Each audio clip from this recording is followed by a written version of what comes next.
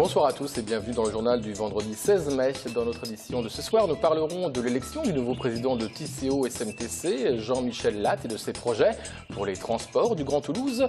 Nous reviendrons ce soir avec notre invité Jean-Marie Belin sur les européennes, avec le meeting hier de Michèle Alliot-Marie, la candidate UMP, dont vous, Monsieur Belin, êtes sur la liste. Et enfin, la poésie avec Serge Paye, poète toulousain.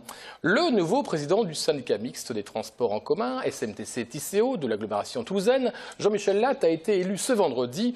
Où en sont les projets? Réponse avec Jérôme Bolloc. La future troisième ligne de métro entre Airbus et Astrium ne sera pas un mirage, elle existera bel et bien. Dans l'aéropostale, on disait c'est impossible à faire, donc on va le faire. Non, le choix qui va être fait, c'est de lancer les études rapidement, sans doute début septembre, parce que c'est un projet phare pour nous, et donc c'est pour nous un dossier essentiel. Il n'y a pas d'ambiguïté sur la question. Son coût estimé est de 1,4 milliard. Alors, où trouve-t-on l'argent? Dans le financement, il y a d'abord le redéploiement. La ligne C, entre guillemets, elle couvre des choses qui existent déjà en termes de projet, donc il y a déjà une part de ce style. Ensuite, nous relançons, nous allons écouter Monsieur Latte, donc, qui a été élu aujourd'hui, ce vendredi, à la tête de Tisséo SMTC. La future troisième ligne de métro entre Airbus et Astrium ne sera pas un mirage, elle existera bel et bien.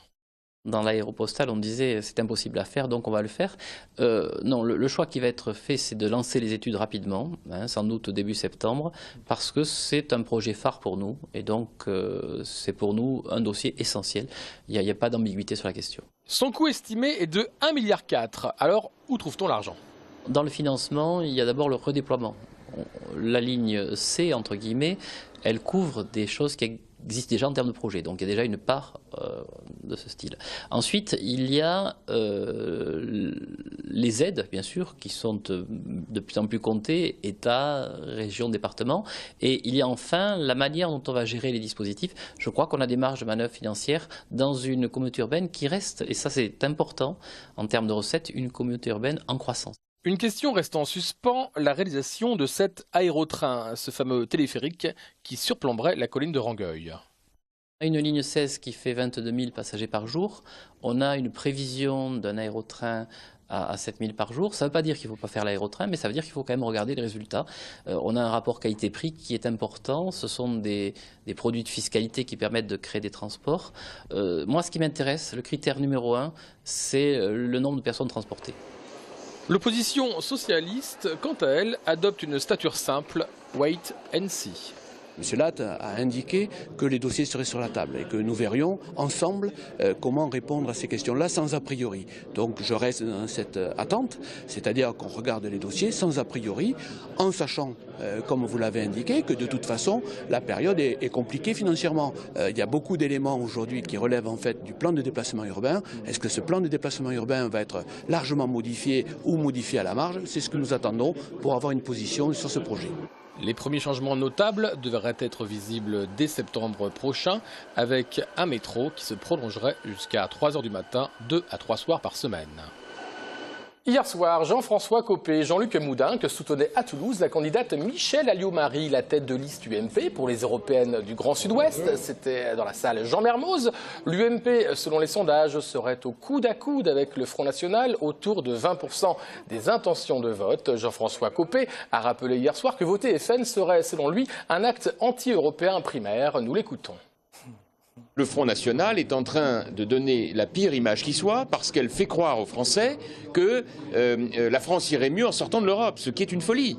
Ce qui est une folie. Elle oublie que grâce à l'euro, qu'avant l'euro, on avait 25% d'inflation dans les années 70. Elle oublie que c'est grâce à la PAC que les agriculteurs vont récupérer 64 milliards d'euros entre 2014 et 2020. Elle oublie que c'est parce que nous avons une zone de libre-échange à l'intérieur de l'Europe que nous pouvons développer nos activités, que notre filière agroalimentaire, par exemple, est excédentaire.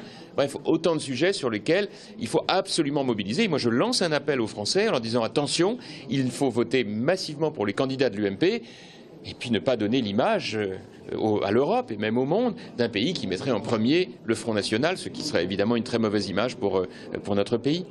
Voilà, propos recueillis avec Alain Sorat. Et puis Michel Alliot-Marie, lors de cette conférence de presse, a rappelé que le scrutin à la proportionnelle, c'est le système de vote pour les européennes, ne lui plaisait pas. Explication franche et directe. Moi, j'estime que le seul vrai scrutin, c'est le scrutin uninominal. C'est celui qui permet de connaître son élu.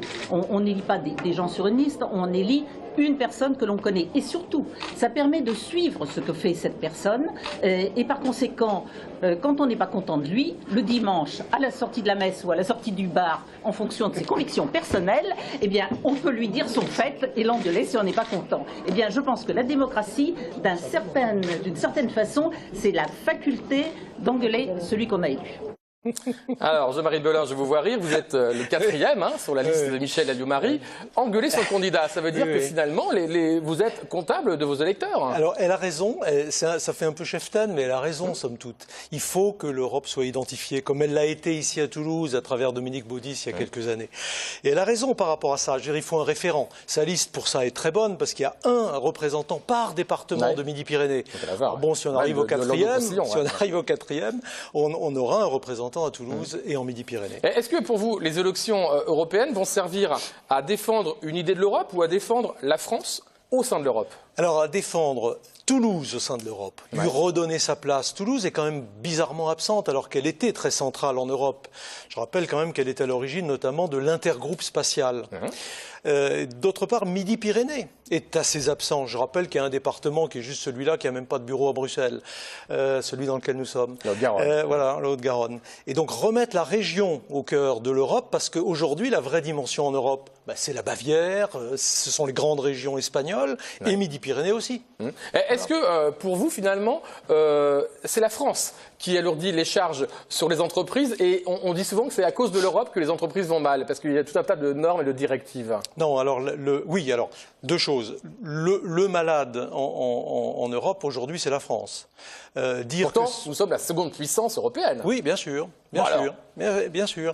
Mais l'autre idée, c'est que si l'euro, si on sort de l'euro, on ne sait plus quoi faire. Enfin, on est dans une situation totalement absurde. Je veux dire, les pires des mauvais patriotes aujourd'hui, c'est les gens qui veulent qu'on sorte de l'euro, ni plus ni moins. C'est totalement absurde, notamment par rapport à nous. Toute l'énergie qu'on va importer, on l'importe comment? On l'importe dans quelle devise? Avec un franc dévalué de 20%, par exemple? Non, on ne peut pas. Non, mais... Est-ce que, d'ailleurs, on parle d'argent, on dit souvent qu'au sein de l'Europe, il y a une concurrence totalement déloyale, ne serait-ce qu'au niveau de l'évasion fiscale. Que pouvez-vous dire, vous, finalement? Est-ce que vous êtes pour ces paradis fiscaux? Non, bien sûr que non. Alors, y compris le Luxembourg, qui n'en est pas un. J'ai rencontré Jean-Claude Juncker il y a 3 jours. C'est quand même un des premiers, le Luxembourg a traîné la patte, mais à mettre vraiment ce sujet-là et à le régler dans son propre pays. Mais ce qui est important, c'est que aujourd'hui, c'est vraiment l'Europe, elle est en état de devenir. On est allé trop vite, on est allé trop loin, on a trop élargi. Il faut garantir aux électeurs qu'il n'y aura plus d'élargissement pendant au moins 5 à 10 ans. Et deuxièmement, au lieu d'élargir constamment, de faire plein de choses qu'on fait mal, de quoi on s'occupe de la hauteur des échelles, pourquoi pas de la composition du foie gras pendant qu'on y est, et de la chasse à la palombe. Vous parlez de l'Europe technocrate qui vous ennuie? Je pense que l'Europe, il faut qu'elle revienne sur ce qu'elle sait faire de mieux, en prenant exemple sur ce que fait de mieux la région et le territoire. L'Europe, c'est l'Europe des territoires. Et là, vraiment, on est redevenu un petit peu remettre Toulouse, Midi-Pyrénées au cœur de l'Europe à travers ces choses concrètes. Mais ça devrait être aussi l'Europe de l'harmonisation sociale. C'est-à-dire qu'en fait, quel que soit le pays dans lequel l'ouvrier travaille, dès qu'il travaille en France, il faut qu'il réponde aux règles françaises. Alors, oublions juste que la fameuse directive, fausse directive, qui n'a jamais existé, qui était un projet, Bolkestein, a eu un énorme booster ici, par erreur, notamment, des hôteliers restaurateurs, et c'est une mauvaise chose. Quand vous dites harmonisation sociale, oui, à l'Europe sociale, c'est peut-être ça dont il faut s'occuper dans les années qui viennent, mais aussi à l'harmonisation fiscale. Commençons par ça, et commençons par la plus difficile, après ce sera facile. C'est l'harmonisation fiscale des entreprises. Maintenant, nous, en France, on est quand même alourdis par autre chose que par le prix de l'euro, c'est par les impôts et par les charges. Et il faudrait que ce message-là soit aussi un message où on dise « Bon, on vous a envoyé un scud au municipal, on n'est pas très content de ce qui se passe en France politiquement. » Là, vous parlez au PS directement. Oui, non, mais au PS et à d'autres, et à ceux qui l'ont soutenu et qui sont à la tête de listes comme par exemple celle du MoDem. Est-ce que, une chose simple quand même, actuellement c'est la droite qui gère l'Europe?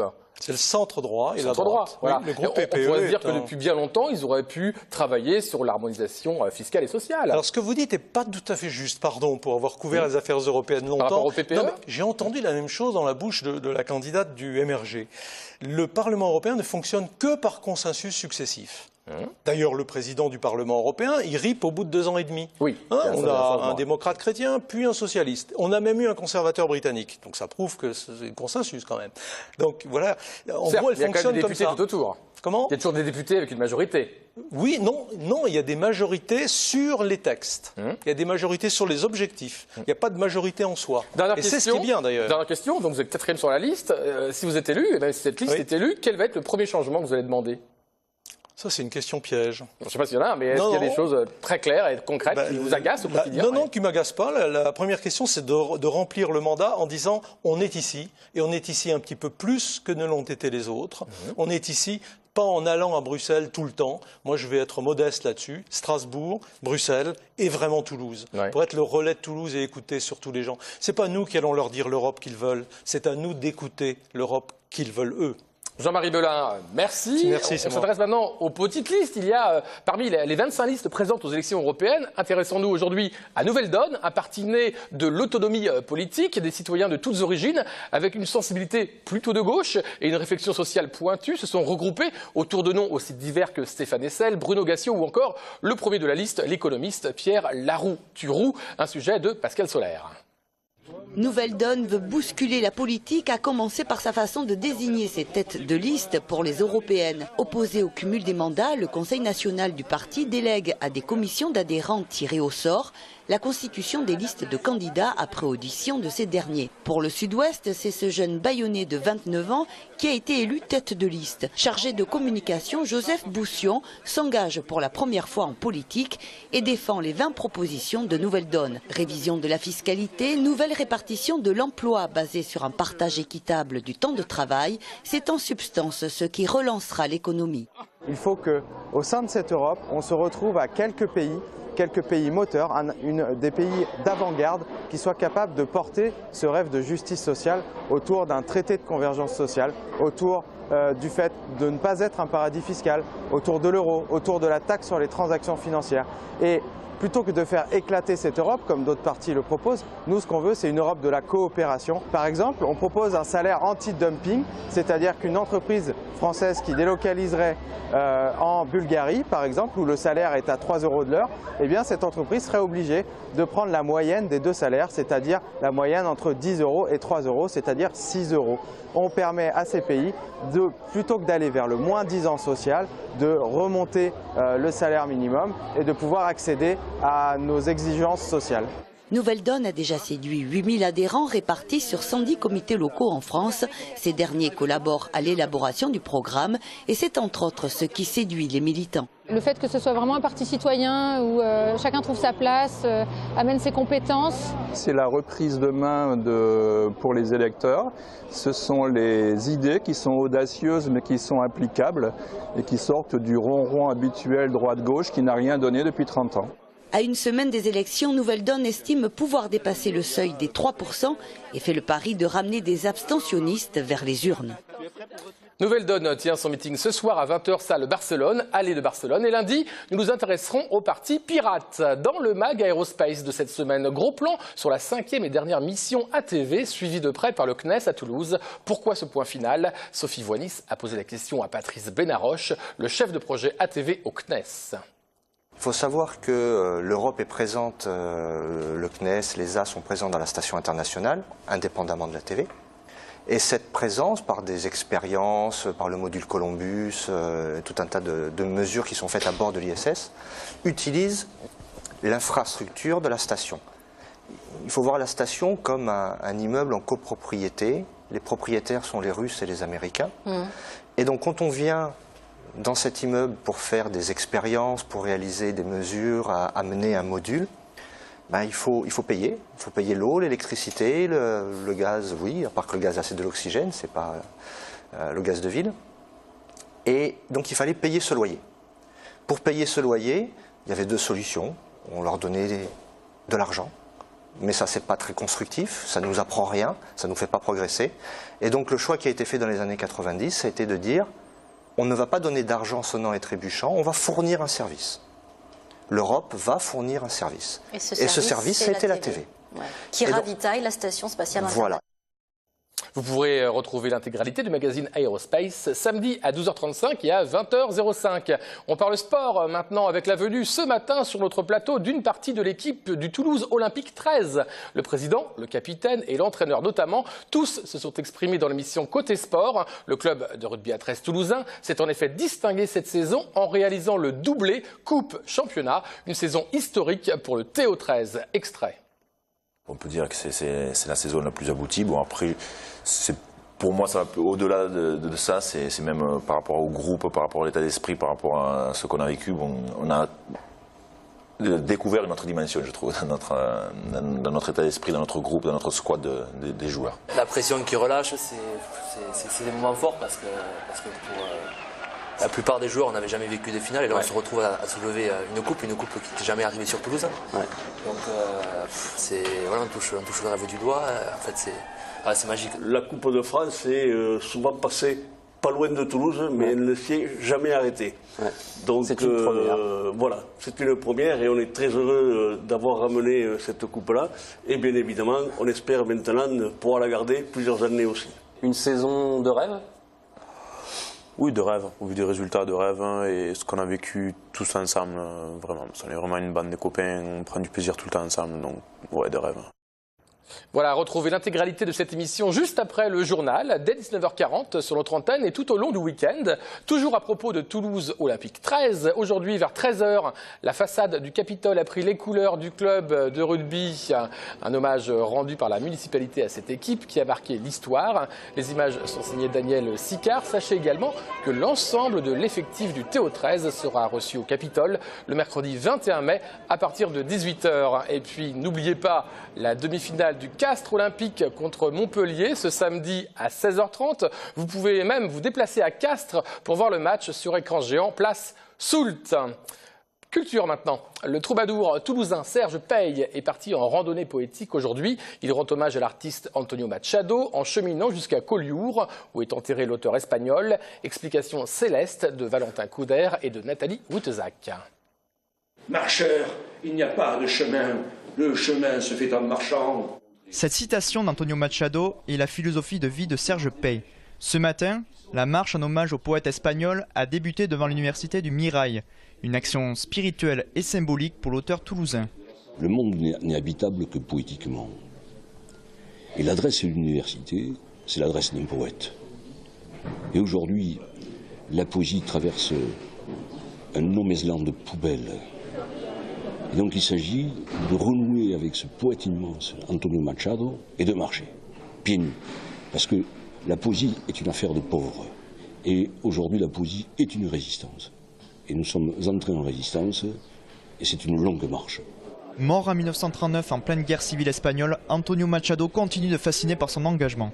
Je connais Antonio Machado, sa poésie qui a été chantée par Serrat, non? Donc, qui a été popularisée beaucoup par Serrat et surtout après la chute du franquisme, tous les poètes de sa génération qui ont été repris et revitalisés puisqu'ils avaient été interdits un peu pendant toute la période de la dictature en Espagne. Cette grande marche de 16 jours s'achèvera sur la tombe d'Antonio Machado à Collioure. Serge Pey aura collecté tout au long du chemin les lettres des admirateurs, un hommage au poète engagé. Voilà, c'est terminé. Jean-Marie Belin, merci d'avoir été notre invité. Je rappelle, les élections européennes le 25 mai prochain. C'est moi qui vous remercie parce que vous êtes toujours au top du débat démocratique. C'est très gentil à vous. Merci et bon week-end à tous.